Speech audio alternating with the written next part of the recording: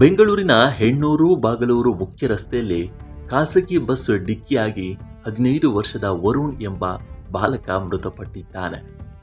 White topping ಕಾಮಗಾರಿಯಿಂದ ರಸ್ತೆ ಸುರಕ್ಷತೆ ಕಡಿಮೆಯಾಗಿ ಅಪಘಾತ ಹೆಚ್ಚಾಗಿವೆ ಅಂತ ಕುಟುಂಬಸ್ಥರು ಆರೋಪಿಸಿದ್ದಾರೆ. ಘಟನೆ ಖಂಡಿಸಿ ರಸ್ತೆ ತಡೆದು ಪ್ರತಿಭಟನೆ ನಡೆಸಿದ್ದು ಪೊಲೀಸರು ಬಸ್ ವಶಪಡಿಸಿಕೊಂಡಿದ್ದಾರೆ.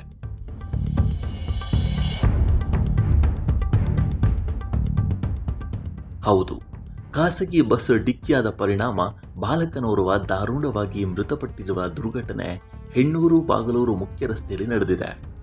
9ನೇ ತರಗತಿ ಪಾಸ್ ಆಗಿದ್ದ ವರುಣ್ ಎಂಬ ಬಾಲಕ ಮೃತ ದುರ್ದೈವಿ.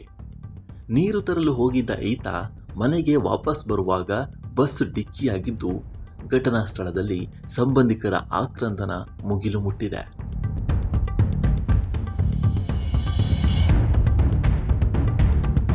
ಮರಣೋತ್ತರ ಪರೀಕ್ಷೆಗಾಗಿ ಮೃತದೇಹವನ್ನು ಯಲಹಂಕ ಸರ್ಕಾರಿ ಆಸ್ಪತ್ರೆಗೆ ಶಿಫ್ಟ್ ಮಾಡಲಾಗಿದೆ.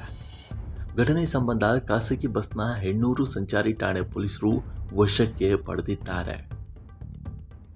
ಇನ್ನು ಮನೆ ಮಗನ ದಾರುಣ ಸಾವಿಗೆ ಆಕ್ರೋಶ ವ್ಯಕ್ತಪಡಿಸಿರುವ ಮೃತ ಬಾಲಕನ ಕುಟುಂಬಸ್ಥರು ಘಟನೆ ಖಂಡಿಸಿ ಹೆಣ್ಣೂರು ಬಾಗಲೂರು ಮುಖ್ಯ ರಸ್ತೆಯನ್ನು ತಡೆದು ಪ್ರತಿಭಟನೆ ನಡೆಸಿದ್ದಾರೆ. ರಸ್ತೆ ತಡೆ ಹಿನ್ನೆಲೆ ಬಾಗಲೂರು ರಸ್ತೆಯಲ್ಲಿ ಕಿಲೋಮೀಟರ್ ವರೆಗೆ ಟ್ರಾಫಿಕ್ ಜಾಮ್ ಉಂಟಾಗಿ ವಾಹನ ಸವಾರರು ಪರದಾಟ ನಡೆಸುವಂತಾಯಿತು. ಆ ಬೆನ್ನಲ್ಲೇ ಸ್ಥಳೀಯರು ಮತ್ತೆ ರೋಡ್ ಬಂದ್ ಮಾಡಿ ಪ್ರತಿಭಟನೆ ನಡೆಸುವ ಸಾಧ್ಯತೆ ಇರುವ ಮಾಹಿತಿ ಹಿನ್ನೆಲೆಯಲ್ಲಿ ಮುಂಜಾಗ್ರತಾ ಕ್ರಮವಾಗಿ ಸ್ಥಳದಲ್ಲಿ ಪೊಲೀಸ್ ಬಿಗಿ ಭದ್ರತೆ ಕೈಗೊಳ್ಳಲಾಯಿತು.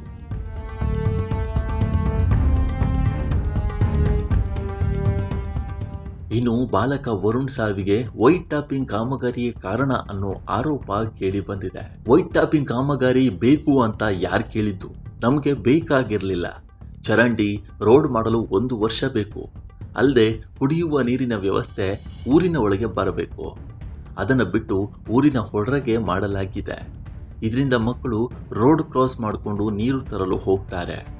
ಕಾಮಗಾರಿ ಹಿನ್ನೆಲೆ ಟ್ರಾಫಿಕ್ ಜಾಮ್ ಉಂಟಾಗುತ್ತಿರುವ ಕಾರಣ ವೇಗವಾಗಿ ತೆರಳಲು ವಾಹನಗಳ ಚಾಲಕರು ಯತ್ನಿಸುತ್ತಿರುವುದೇ ಅಪಘಾತಕ್ಕೆ ಕಾರಣವಾಗ್ತಿದೆ.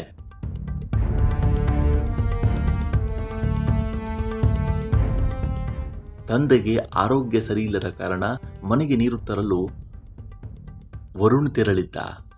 ವರುಣ್ ಕೂಡ ಈಗ ಮೃತಪಟ್ಟಿದ್ದಾನೆ ಅಂತ ಪೋಷಕರು ಮತ್ತು ಸ್ಥಳೀಯರು ಆರೋಪಿಸಿ ಆಕ್ರೋಶ ವ್ಯಕ್ತಪಡಿಸಿದ್ದಾರೆ.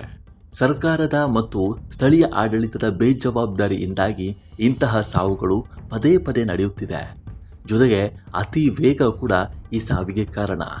ಹೀಗಾಗಿ ಈ ಬಗ್ಗೆ ನಿಮ್ಮ ಅಭಿಪ್ರಾಯ ಏನು ಅನ್ನೋದನ್ನು ಕಾಮೆಂಟ್ ಮೂಲಕ ತಿಳಿಸಿ. ಮುಂದಿನ ವಿಡಿಯೋದಲ್ಲಿ ಸಿಗೋಣ. ನಮಸ್ಕಾರ.